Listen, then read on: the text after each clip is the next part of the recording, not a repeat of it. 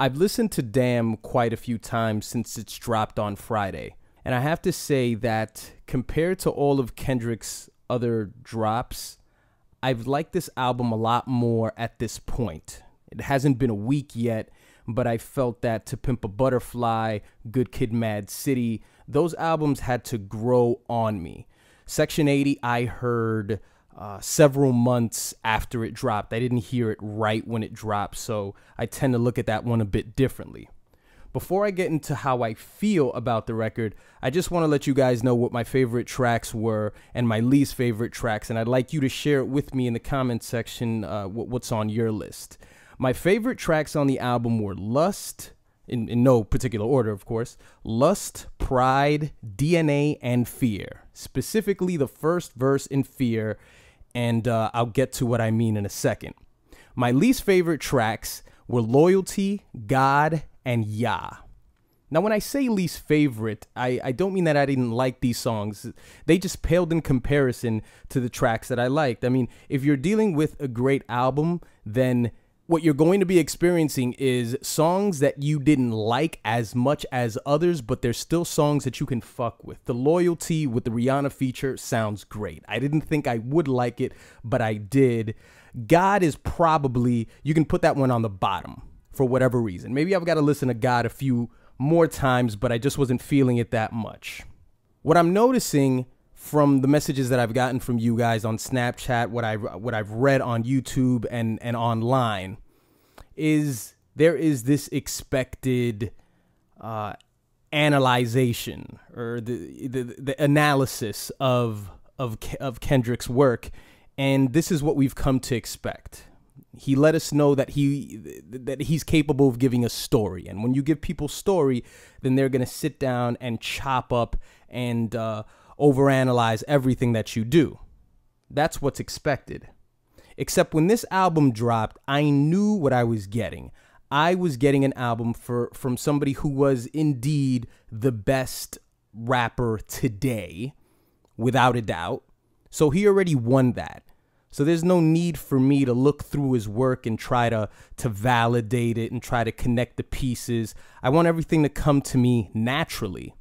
Because I think one thing that we bypass whenever Kendrick drops is we forget to ask ourselves the question of how did this song make me feel? Forget about deconstructing it and finding out the meaning of you know what DNA means, you know next to blood, and what God, then to Duckworth, the order of the tracks and what the titles say. All of that is meaningless to me at this point. What I'd like to pay attention more is how the songs made me feel. I told you guys that I enjoyed Fear. The first verse of Fear was totally, it was just my mother. I felt like I was listening to a lecture from my mother, except it would be in Spanish, not in English. But I connected with it for that reason. It's sort of that immigrant upbringing where it's like, because I said so. And you better not scuff up those Jordans that I bought you last week, or else I'm going to fuck you up. I'm sorry, I'm going to beat your ass. My mother never bought me Jordans. Maybe that's a part of my trauma. I connected with that song and several others. So finding out the meaning behind it and how this correlates to other albums. Listen, you can go deep down the rabbit hole with this stuff. You know, you can listen to Kendrick's Cushion Corinthians, and you can listen to him say, I'm humble, I'm loud, and then you underscore the word humble, and then you say, is this Kendrick sort of foreshadowing that he was going to drop this humble record?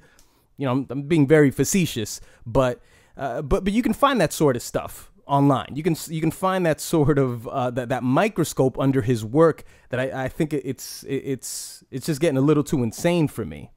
What's interesting is he's not dead yet, but his work is perceived as he is dead. And I think that's part of what he does. Death is a large part of his work. It's a large part of this album when obviously he was killed. He was killed in this album. And by the way, no album on Sunday like people were predicting. Death is obviously a large part of his work, so we look at his work as if he is dead. It sort of goes in reverse.